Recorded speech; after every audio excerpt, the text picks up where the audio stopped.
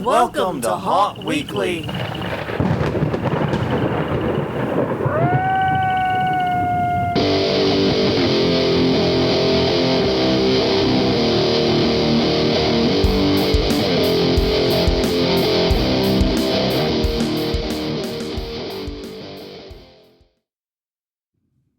Hello, everyone. I'm Jonathan. I'm Crystal. And this is Haunt Weekly, a weekly podcast found in the attraction and entertainment industry. Whether you're an actor, owner, or just plain aficionado, we aim to be a podcast for you. And we return to you this week ill. Yeah. I'll spare the details, but there's been a stomach bug that apparently has made its way into our house. We're all feeling it in various ways. I'm further behind everyone else, but everyone's got the malaise and the weeks and the tired's and the hating life and, that stuff.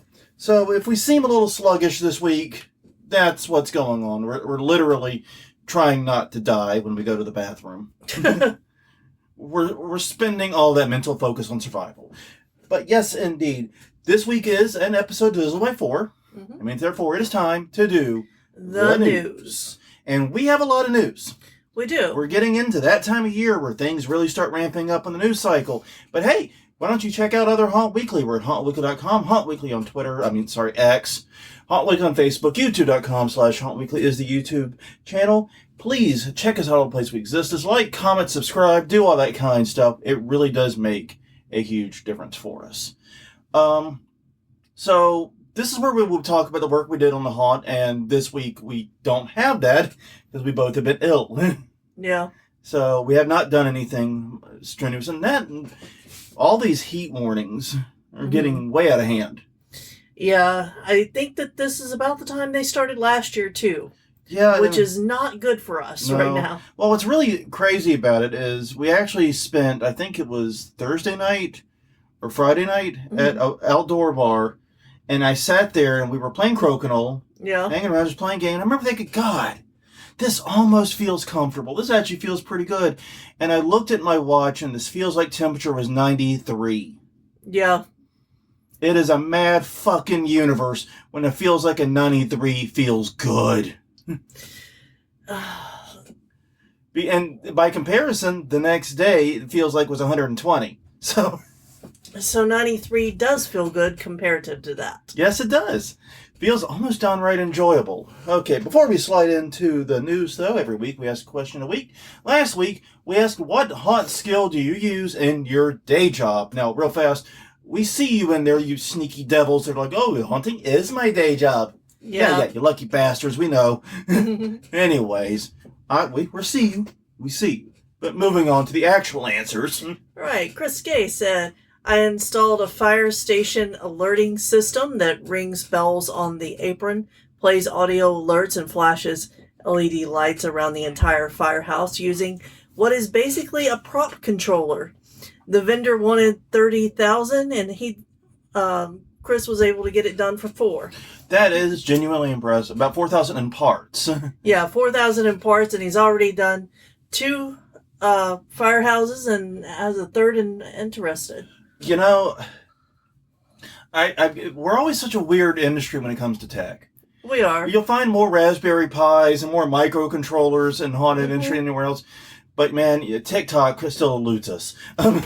Yeah, but apparently this is, something that we need to, it's a potential business opportunity in your area. Yeah, I agree. I mean, do this kind of stuff. I bet it would work really well for clubs, too. Oh, yeah, for clubs. Especially if you have a club that lives in a place with last call. Yeah. And you need to get people out quickly after 2 a.m. or whatever it is.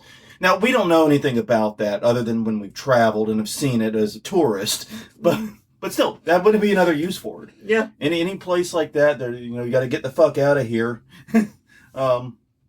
Shalisa Muehlberger, as a realtor, I often use skills gained from haunting, from marketing to moving people through a room. Those skills were acquired because of haunting. Interesting thought. Yeah. Japes Palace said project and change management. Japes, you were always a project manager before you were a haunter. Don't lie to nice people.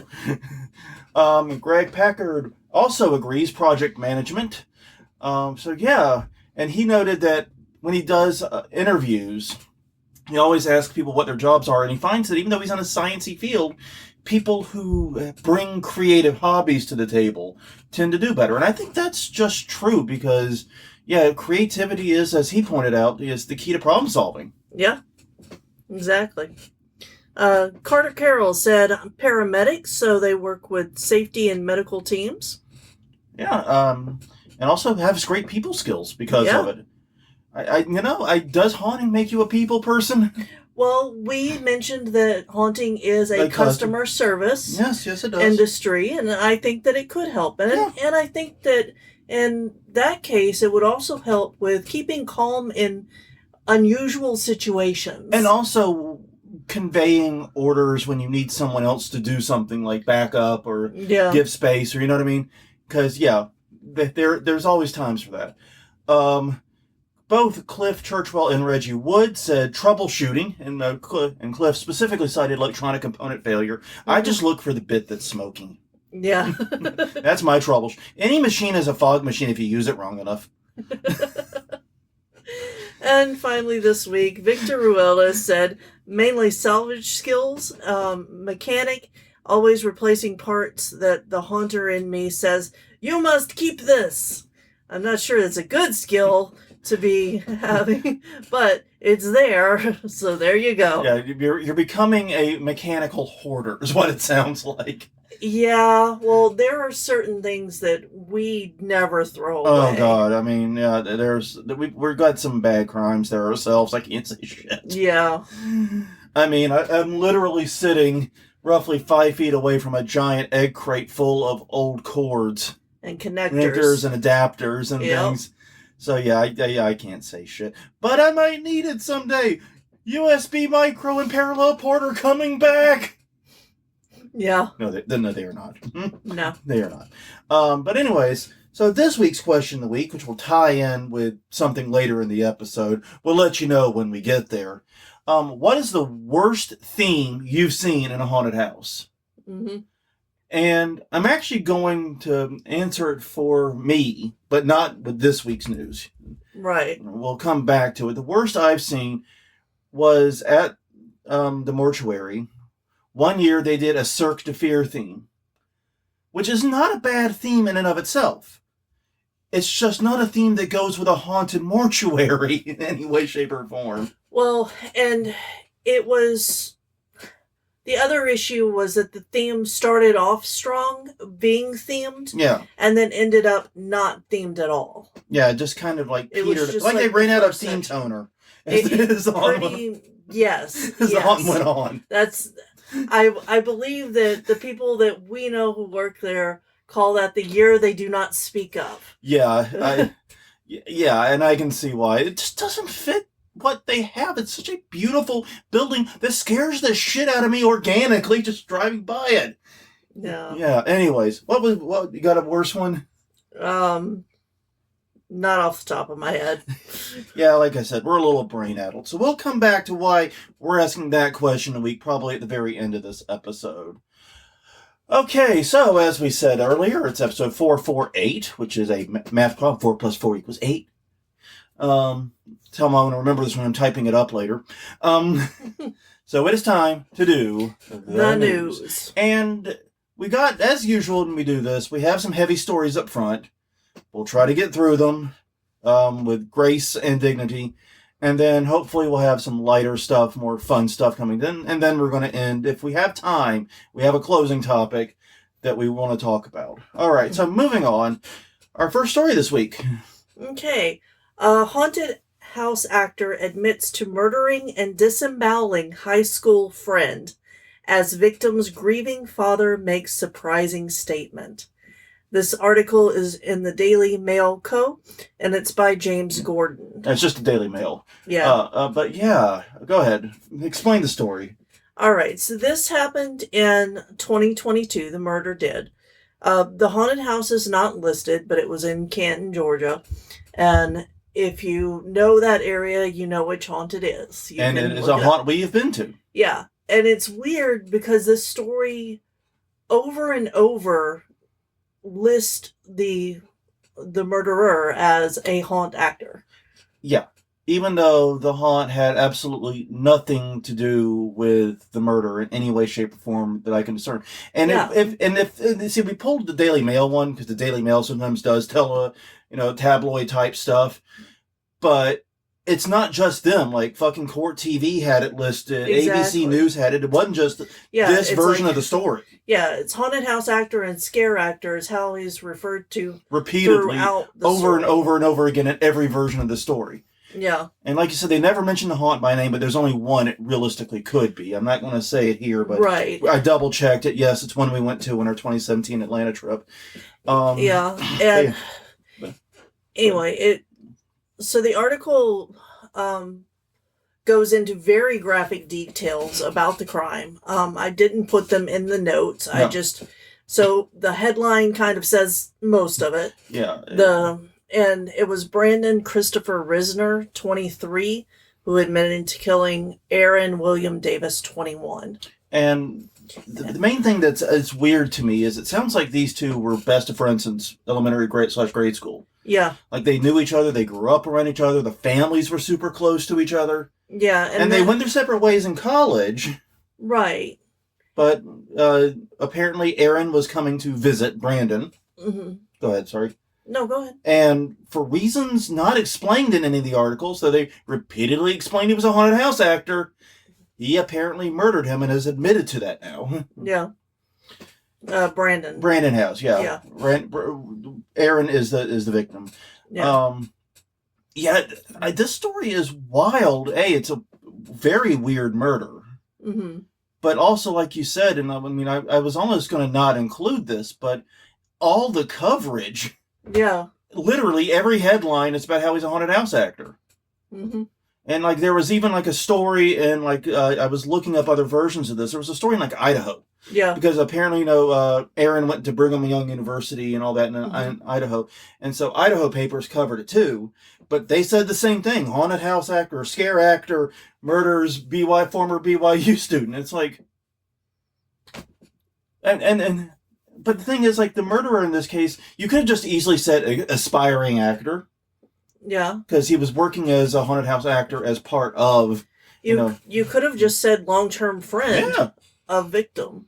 And that's the surprising statement the father made, is that he felt like he was losing two sons. Because the families were so close. Yeah. It's a crazy story. And I see why news media covered it, but I do not see why they all decided to frame this with the haunted attraction. Mm-hmm. Yeah, I don't either. Maybe it makes it sound scary, but it's fucking June and July. Mm-hmm. We're reading about this.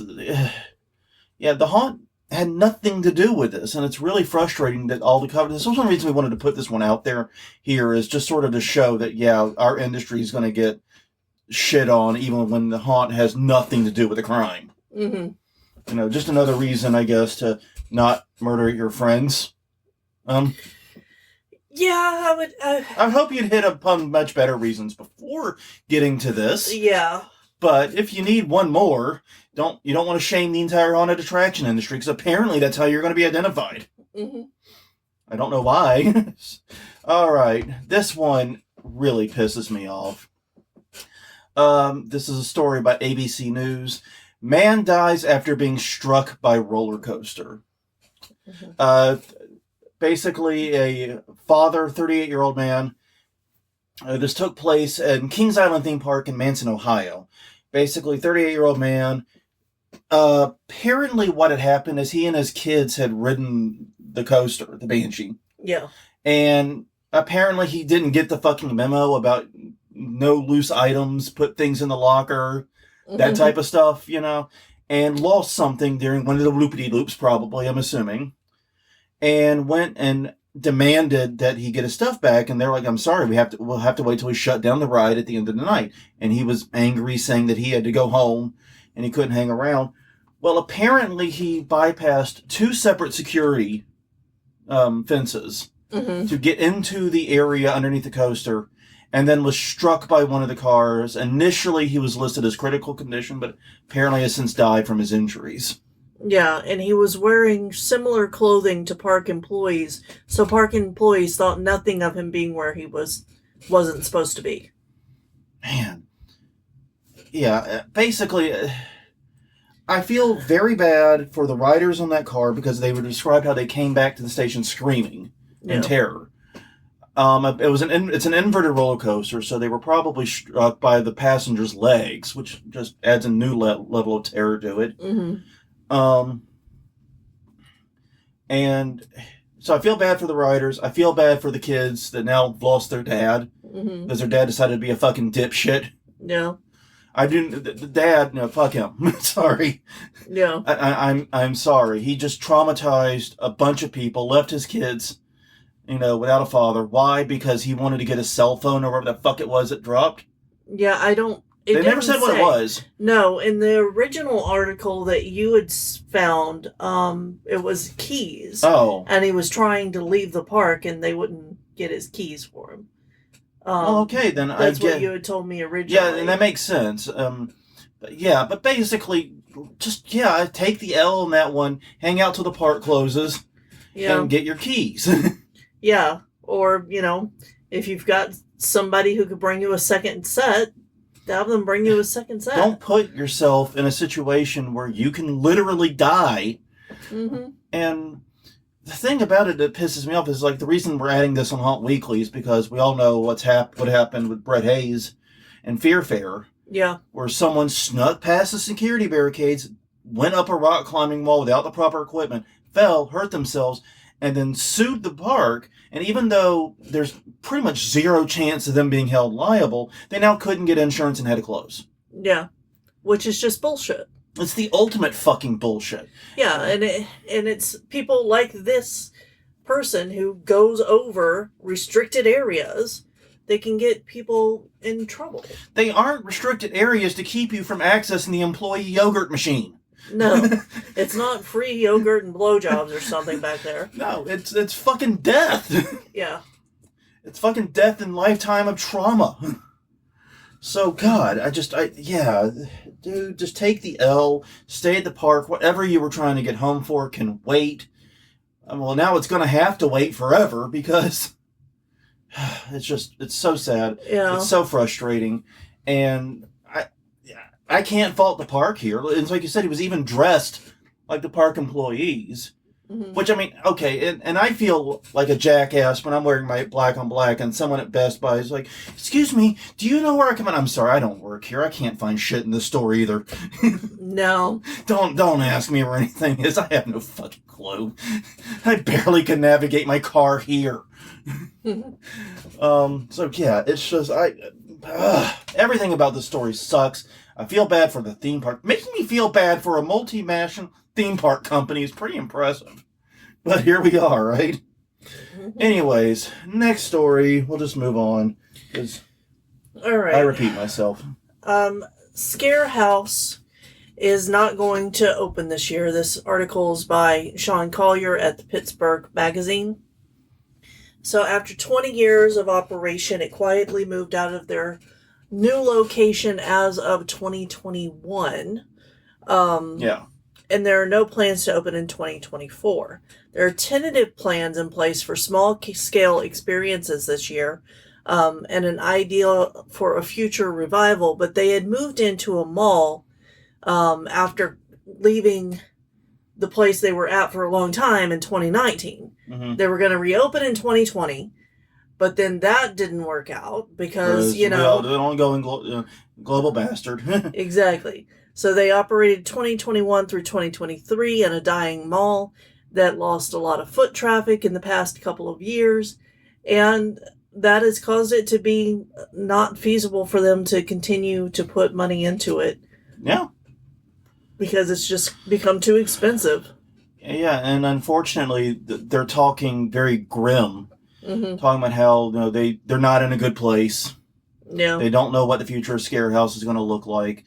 This really sucks. I think when they took the mall deal, I think the mall and ScareHouse both were like, they'll help each other. Yeah. Like, the foot traffic from the haunt will help the mall, and the foot traffic in the mall will help the haunt. The problem is, haunted attractions operate on a schedule almost exactly opposite of malls. Yeah. The time malls are closing is when haunts are usually opening. And so it's going to be very difficult for a haunted attraction to revive a mall. And it's also going to be very difficult for a mall to drive traffic to a haunted house. Mm-hmm. It's just not an easy thing to do. It seemed like a natural pairing in the sense that all this retail space is available. Mm-hmm. And it's better to do something with it than nothing with it. But I can also see how it didn't save either in this situation and how it just kept snowballing here. I feel bad for them. I hope they're able to find a new place. Yeah. I don't think a mall, a traditional mall, and of course I'm saying this knowing the next story is just going to make me look like an asshole. Yeah. I'm fully cognizant of the irony here. Okay, well, at a mall in the U.S. Yeah, a mall in the U.S. You know what? That's a better way to think about it because the U.S. is not, we're getting away from those types of malls. Yeah. Yeah, I was really surprised that the 15-year-old that we know was bored, and since the yarn store was not open, went to the mall and then was, sad. Because the mall is a really sad place. I'm reminded of the time recently you and I went to the mall in Alexandria, Louisiana, and it was just pathetic. Yeah. Like, none of the businesses were like mall businesses, if that makes any sense. Right. No, they've pivoted to not being mall businesses. They've got like doctor's offices and antique stores and just random stuff that like to me it's like every mall I've ever been in has the novelty stores, the clothing stores, the food court, and maybe like a play area or something, and then you had the big cornerstone retailers. Yeah. And none of those were not the items that were heavily present. No. You know what I mean? It's like we need to bring back Spencer's Gifts. Bring back Hot Topic. Come on. I think they're still out there. They probably are, but not nearly as large. And I think the other problem is that there were a lot of malls that popped up all in the, mall boom. And they just overcrowded cities. Like, we have at least 3 that I can think of in New Orleans area. Well, yeah. And 2 that are really close together. Mm-hmm. Yeah, 2 that are almost walking distance with each other. They're on the same street, just at opposite ends. Yeah, if you can run a 10K, you can probably get between the 2 malls. Yeah, yeah.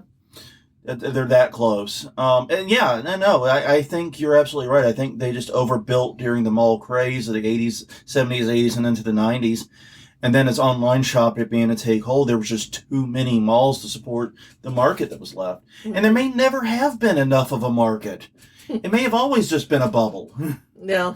I mean, yeah. I do still think, though, that buying an entire mall to put a giant haunted house complex in would be awesome. You could do a lot awesome with that. Yeah. You really could. But that would be a huge investment. I mean... I know. You'd better have a hell of a plan to recoup that cost. Okay, speaking of malls... a Dubai Mall is set for a $408 million expansion. So while malls are struggling in these United States, in Dubai, apparently they're doing $500 million expansions. Mm-hmm. This is an article by Retail Asia. Basically, they're going to be adding 204 new luxury stores and food outlets. You see, the luxury stores, food out. This is what's mall shit to me. Mm-hmm. But it's already... It's a 12 million square foot mall that already has over 1,200 retail spaces, including 200 food and beverage. Jesus goddamn Christ. Yeah. Holy fuck. This is giant. And it includes the Dubai Aquarium and an underwater zoo. Isn't an aquarium an underwater zoo? Isn't that redundant? It is a water zoo. It is a water zoo, at the very least. An Emirates A380 simulator. An ice rink, and the reason we're talking about it here is because it has the Hysteria haunted attraction. We've talked about their opening there multiple times, how it was, at the time, the first haunted house to open in the Middle East. Yeah. They also listed the human waterfall, and I'm just really confused by that name. Yeah, I'm also too scared to Oh, and Kidzania, Dubai. I was just watched a mini documentary about those places. Those are the little cities that let kids pretend to do real jobs. Oh, God, so that they don't want to grow up so fast? I hope that's what it's for. I think these are meant to be fun. They're jobs like be a firefighter, be a, those types of things. And of course, by being a firefighter, I don't mean, the thing where you spend 11 hours of your 12-hour shift at the station bored off your ass. The exact 5 minutes you're out on a call. And you're looking at the human waterfall. I'm hoping that's what that is. Yeah, I think so. And it's just a waterfall with human statues that look like they're falling. Like they're doing the worst cliff dive ever. Yeah. Okay. That's a thing. That's a choice. So just wanted to say congratulations to Hysteria Haunted House on your mall and your location getting this big, huge upgrade and continuing to grow, even as American malls struggle and die. Yeah, and I just looked it up. There are 96 malls in Dubai. 96 malls? Yes. Shopping malls.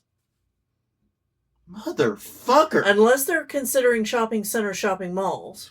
But I don't think so, because it's also known as the shopper's paradise. I knew Dubai was nuts. Okay, you can just look at the photos of Dubai's growth in the last 20 years or so, and it is unfucking godly. No. But shit. I need a drink. Take the next story. I'm gonna go. Okay. So Whispering Pines is adding their first new attraction in 20 years. And they are adding a haunted hotel dark ride. This article is by Sally Dark Rides at sallydarkrides.com. And they are conveniently the makers of the of the ride, yeah. Of the ride. It has the classic pattern from the Shining Hotel for the carpeting that you wait on to get into the ride. And it's a gorgeous ride. There's a lot of pictures and videos of the ride on the link in the show notes. Yeah, it really was the best. And this, by the way, is in Maine. Mm-hmm. I was trying to find the state. It's in Maine. Sorry. Yeah. Yeah. It's all right. And they won multiple awards for the best new attraction. But yeah, this one's definitely worth clicking through. Yeah, this is one where we can't really do it justice because you just need to see the videos and the photos here. And as an audio-only podcast, we can only gush so long. Yeah. But it's a very impressive dark ride. A lot of great attention to detail on it. And it's just impressive because I had never heard of Whispering Pines it's because it's shoot. It is in Funtown Splashdown USA. I'd never heard of Funtown Splashdown USA before. I'd never heard of it. Then again, I've never been to Maine, but this Haunted Hotel Dark Ride is just great. It looks awesome. It's very creative. And I read one review of it that basically said it's the exact right amount of scary. It gives adults the creeps, but doesn't traumatize the kids. That type of thing. Yeah. So, yeah, I think that's a really cool thing. And I'm glad to see dark rides coming back because it seemed like just not that long ago, dark rides were on their last legs. There was a preservation effort to really record these and preserve them. Well, and I think that did a lot to revive it. Yeah, it was putting it out there so that people would say, "Oh, I want to do that. That looks like fun." And then you also also sort of kickstarts the nostalgia cycle. Exactly. Too, a little bit. Man, I haven't been on a dark ride in 20 years.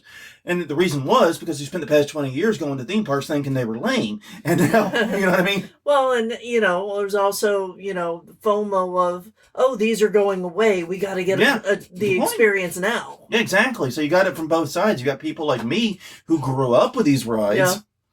Who are like, oh, shit, I haven't been in one forever. I got to see one. There's a new one? I think the only one I've been on is the Scooby-Doo one at Carowinds.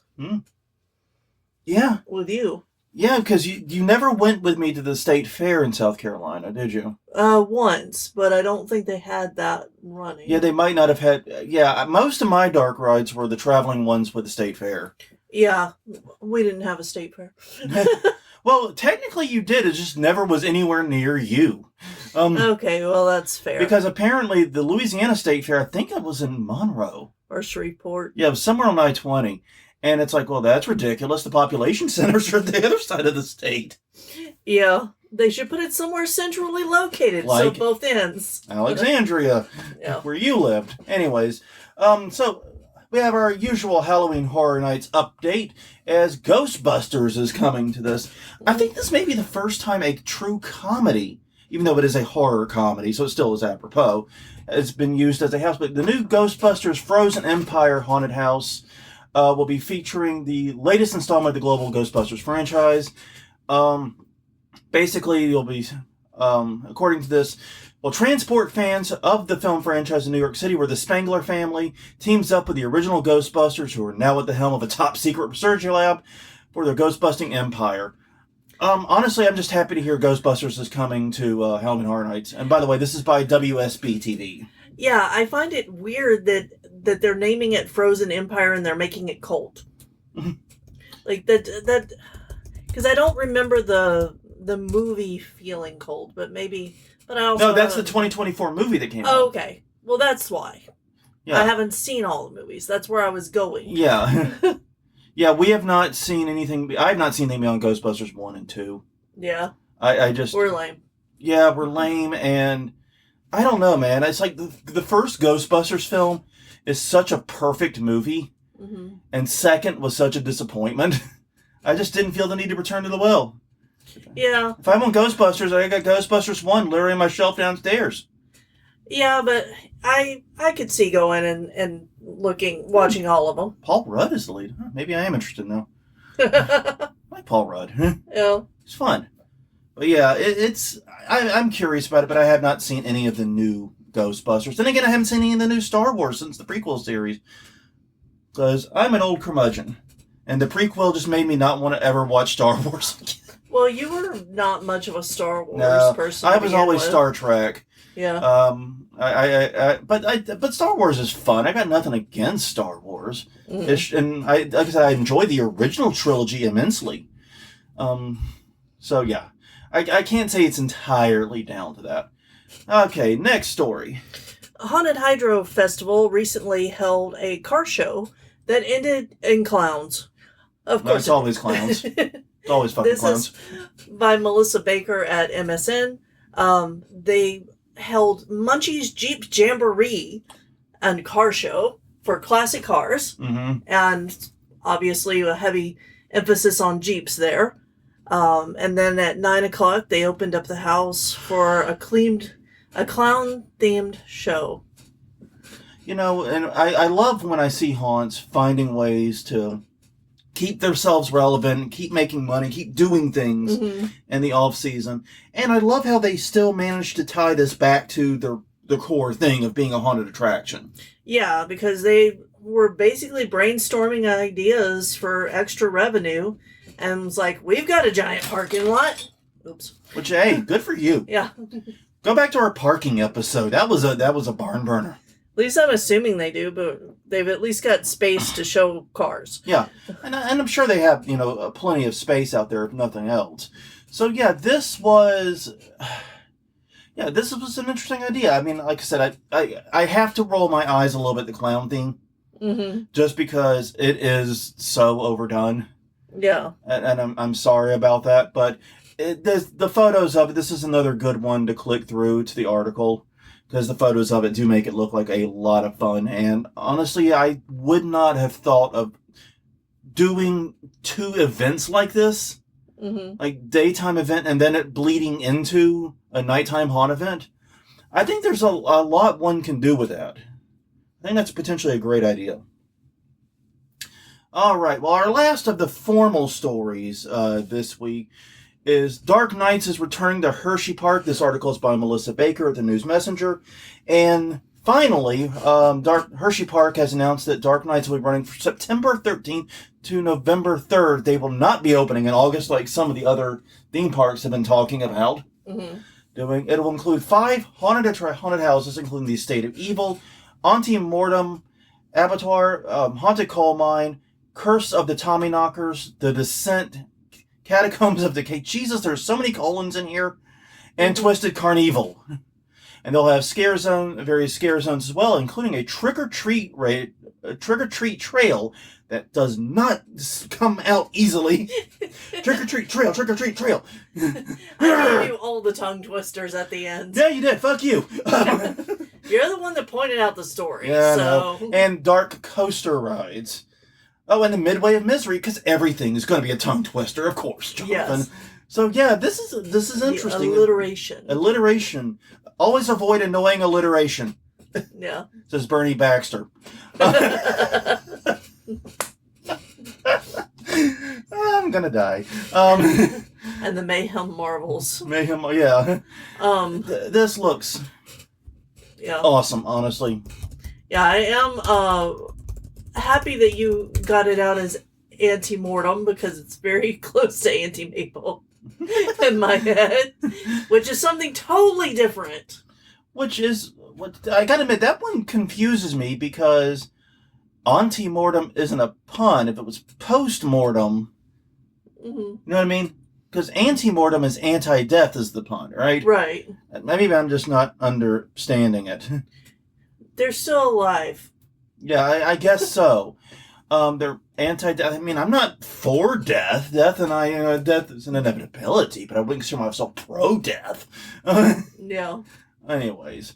But yeah, no, I'm glad to hear it. Hershey Park has always kind of been one of the smaller. It's a very big park, actually, and does a very good job from everything I've seen. I've never been able to go, but it always does seem to get slighted in the news compared to HHN and some of the bigger parks that just dominate. So glad to be able to talk about what they're doing. Sounds awesome to me, though. Like I said, if I have to read that list again, I may literally have an aneurysm and die. So don't read it again. Exactly.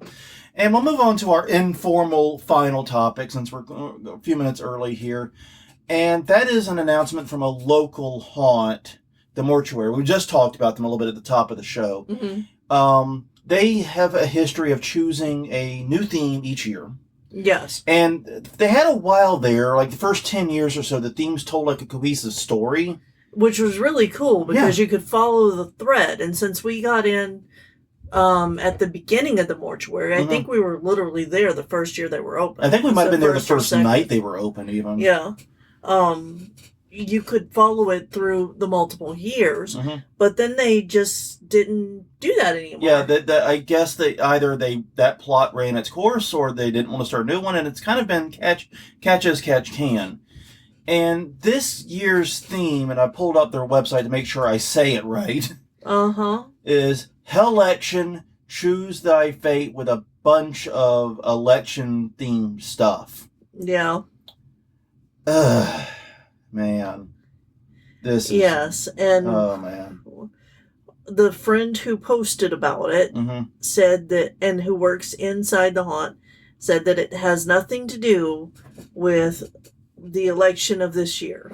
Then why didn't you do it last year? Then why didn't you do it the year before? Yeah. Why didn't you do it next year? That seems like bullshit. And I get what I think they mean. I believe they mean they're not going to be playing to the specific politics of this year's election. And that's probably true. I mean, Mortuary and haunts in this area in general have remained very apolitical. Mm-hmm. I know that's not as common of a thing in certain other areas and certain other haunts, but they've largely remained very apolitical. I think they realize that, we are a very liberal city and a very conservative state, so you need to, you know what I mean? Well, I don't understand why you would try to tackle this. Yeah, I don't understand why at all, because first, I don't see how it ties into a haunted house. No, it is scary real life. I don't need scary real life, interrupting my escape into a haunt.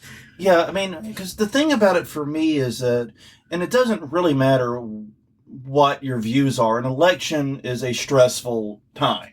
Yeah. That's for pretty much everyone who's paying any degree of attention. Mm-hmm. An election is a stressful time, and I go to haunted attractions for escapism. And you got to remember, the haunt was going to be open September, October, into early November. So it will literally be at the peak of the election fever. They're doing this. Yeah. Like right now, we just had the first debate, and things are still kind of slow. Shit's going to ramp up. Mm-hmm. This is going to be during that ramp up time. And the people who, like young people who, you know, or we'll just say the under 18 crowd, the teen crowd that can't vote, either they're going to be stressed out about it or completely ambivalent about it and not care. Yeah. And so is this theme going to sell tickets is my question. I don't know. It might, just because of the press attention it's likely to get. Yeah, it is likely to get a lot of attention for the theme. But that doesn't necessarily mean it's going to be a good theme, or it will encourage people to come back the next year, the year after that. Right. And I do wonder if the Choose Thy Fate is like the choose your own story stuff where you can, you know, pick which way to go and that kind of thing. Or if it's just in the words. Because that's one of the... They don't really have a marketing team that I know of. So I don't know. We've had issues with local haunts that have used stock footage in commercials, for example, and we like see a character, oh, that character's cool, I want to go see them at the haunt, and they're just not there. Yeah, we've had that happen multiple times. I really don't see this as a good idea, and it makes me really not want to go to the mortuary. Yeah, if I go, it's going to be out of obligation only. I'm just going to say it that way. That's where I'm at, is it's an obligation, because if we're going to talk about it, if we're going to report on it, if we're going to review it, then we have to go to it. That's a have to. We don't have a choice in that. If we were just regular haunt goers and not reporting on it, not reviewing it, we wouldn't go this year. Yeah, I would absolutely skip. And part of that is also because mortuary tickets are very expensive. Yeah. I mean, they're among the priciest haunts in the area. Per dollar per minute. They are the worst. They are the most expensive. Yeah. And like, years the mortuary has had a really good theme. Mm-hmm. It has been top-notch, kick-ass. Yeah. It has been great. But years like we talked about the Cirque de Fear one, where they have a theme that isn't as strong, doesn't play to their strengths, it doesn't work. And that's the other thing about the theme. It doesn't play to their strengths. No. I mean, it does not play, because it's weird to me, because I'm looking at it, and I pull up the mortuary's website. The main page right now has the facade, the building, the front of the building, not actually a facade, it's just the building. Yeah. As it's lit. At the very bottom, with these political images like looming over it. And it's like, that building is so cool. And it's so recognizable. Yeah. That should be the front and center. Like, as a haunt themer, haunt designer, my attitude's like, well, done. Knocking off for an early lunch. You own an actual haunted mortuary, supposedly haunted mortuary. Well, and you have all of the lights on it that change color. Why not just make them red, white, and blue if you're going to go with this theme? Yeah. Just switch the colors out and then take that as your photo. Instead of putting all of this... green and, very... Well, I was talking about the stuff around it. Yeah, I'll go ahead. Because the stuff around it is... Apocalyptic in nature. Apocalyptic in nature, yeah. I think that's how I would describe it. It's cemeteries and bombed out buildings and things like that. Basically, it looks like Repo the Genetic Opera before Repo the Genetic Opera starts. Yeah. You know? So yeah, I don't know. I do not understand this theme. I don't get it. I don't like it. It does not make me want to go to it. And I'm in the same boat as you. We literally were sitting at the bar a couple nights ago talking about this and trying to decide how strong our obligation is. Yeah. And we still haven't come up with an answer to that. And we'll do that closer in, especially as more details come available. Yeah, tickets will be on sale soon at the discounted rate. Mm-hmm. So whenever that happens, we'll make our decisions then. Mm-hmm. But anyways, I think that's all for this week. Anything else you want to add? Nope. On that note, everyone, thank you very much for joining us for this past 45 minutes or so. Greatly appreciated. Hope you learned something. Hope it was interesting and not too depressing. Please check out more Haunt Weekly at hauntweekly.com, Haunt Weekly on Twitter, Haunt Weekly on Facebook, and youtube.com/hauntweekly. Until next time, I'm Jonathan. I'm Crystal. And we will see you all next week with not the news, but we have no idea what. It's going to be a surprise for us too. See you then.